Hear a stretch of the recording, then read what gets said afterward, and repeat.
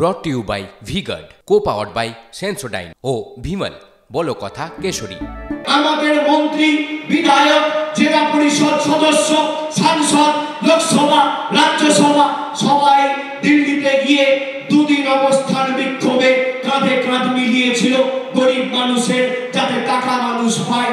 আমাদের মহিলা সাংসদদের, জনজাতি মূলবাসী সাংসদ, তপশিলি জাতি, উপজাতি, তালিকাভুক্ত প্রতিনিধিদের চুলের মুঠি ধরে দিল্লির অমিত শাহ অধীনস্থ দিল্লি পুলিশ আর সিআইএসএফ টেনে হিচড়ে মহিলাদের চুলের মুঠি ধরে বার করে দিয়েছিল দিল্লি থেকে। আমরা শপথ নিয়েছিলাম সেই দিনই যে এদের দয়া দাক্ষিণ্যে আর বাংলার মানুষ বাঁচবে না।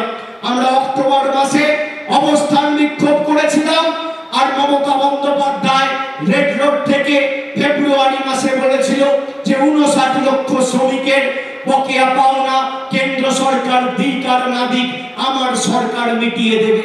29 ফেব্রুয়ারির মধ্যে 59 লক্ষ বকেয়া শ্রমিকের পাওনা দিল্লির মোদী সরকার নয়, বাংলার মুখ্যমন্ত্রী আমাদের দলনেত্রী তৃণমূল কংগ্রেসের মামাটি মানুষ সরকার ডাইরেক্ট ব্যাংক ট্রান্সফার করে কারোর অ্যাকাউন্টে 8,000, 10,000, 12,000, 14,000 টাকা পৌঁছে দিয়েছে এবং 3,000 কোটি টাকা খরচা করে প্রায় 59 লক্ষ শ্রমিকের বকেয়া পাওনা মিটিয়েছে।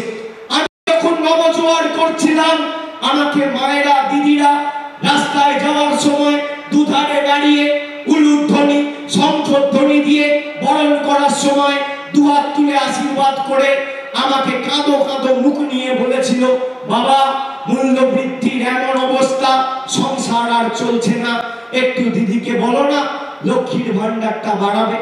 আমি বলেছিলাম, মা আমি চেষ্টা করব, আপনি আপনার নিজের অধিকারকে সামনে রেখে লড়াই করুন, আপনার লক্ষ্মীর ভান্ডার আগামী দিন বাড়বে। 20,48,625 জন মায়েদের লক্ষ্মীর ভান্ডার দিচ্ছে। 27,87,451 জনকে কন্যাশ্রীতে আর্থিক সহযোগিতা সাহায্য করেছে আমাদের মামাটি মানুষের সরকার।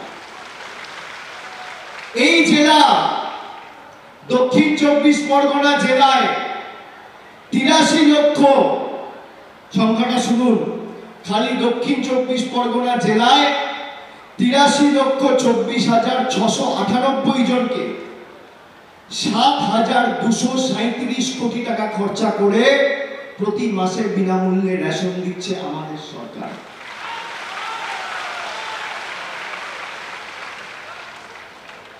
ঐক্যশ্রী স্কলারশিপে প্রায় 51,81,716 জনকে ঐক্যশ্রী স্কলারশিপে 977 কোটি টাকা খরচা করে আর্থিক সহযোগিতা করেছে আমাদের সরকার।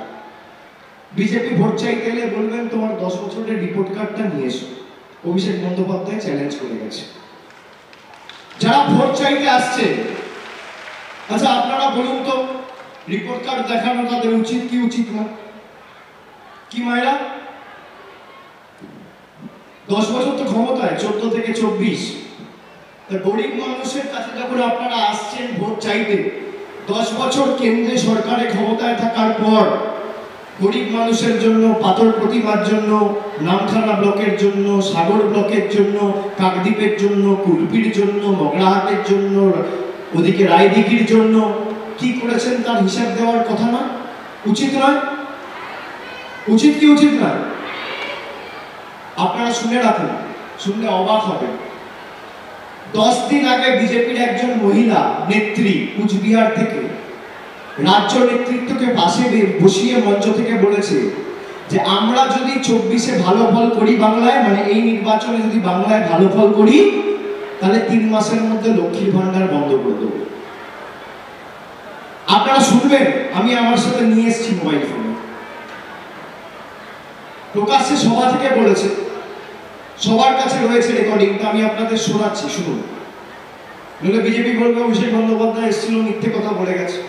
আর এই রেকর্ডিং যদি মিথ্যে হয়, তাহলে বিজেপির নেতাকে বলবো কোথায় কোথায় তো হাইকোর্টে কি পিআইএল করো, আমার বিরুদ্ধে মিথ্যে মামলা করে আমাকে জেলে ঢোকানোর ব্যবস্থা করো যদি এই রেকর্ডিং মিথ্যা হয়। চ্যালেঞ্জ করে গেল। শুনুন,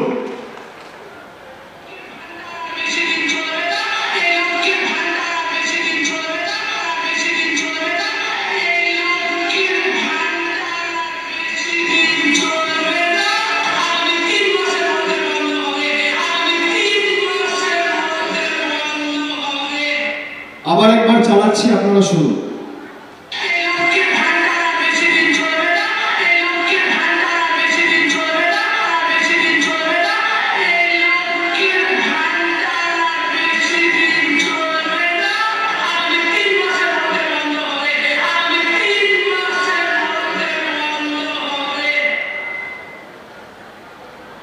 এটা চালাতেই আপনাদের হাসি হাসি মুখগুলো সব দুঃখে পরিণত হবে। 3-4টে করে নির্বাচন হয়, সেটা আর হবে না। আপনি একবারই ভোট দেওয়ার সুযোগ পাবেন। তাও যা নিদর্শন নমুনা আমরা দেখছি, সুরাটে, গুজরাটের সুরাটে কোনো নির্বাচন হচ্ছে না। তার কারণ বিনা প্রতিদ্বন্দ্বিতায় বিজেপির প্রার্থী লোকসভায় জিতে গেছে। কোনোদিন শুনেছেন জীবনে লোকসভায় কেউ বিনা প্রতিদ্বন্দ্বিতায় জিতেছে? এই বিজেপি আপনার গণতান্ত্রিক অধিকার হরণ করতে চায়। আজকে বিজেপির পরিযায়ী নেতারা, উত্তরপ্রদেশের মুখ্যমন্ত্রী যোগী আদিত্যনাথ বীরভূমে এসে বলছে বীরভূমি, এলাকার নাম জানে না। বালুরঘাটে এসে অমিত শাহ বলছে বেলুরঘাট। আপনি ভাবতে পারছেন কেন এদের বাংলা বিরোধী বলবো না? স্বামী বিবেকানন্দকে বলছে অজ্ঞ বামপন্থী প্রোডাক্ট। ঈশ্বরচন্দ্র বিদ্যাসাগরের মূর্তি এই অমিত শাহ নেতৃত্বে 2019-এর নির্বাচনের প্রাক্কালে বিজেপির গুন্ডারা ভেঙেছিল। Brought to you by V-Guard, co powered by Sensodyne ও ভিমল, বলো কথা কেশরী।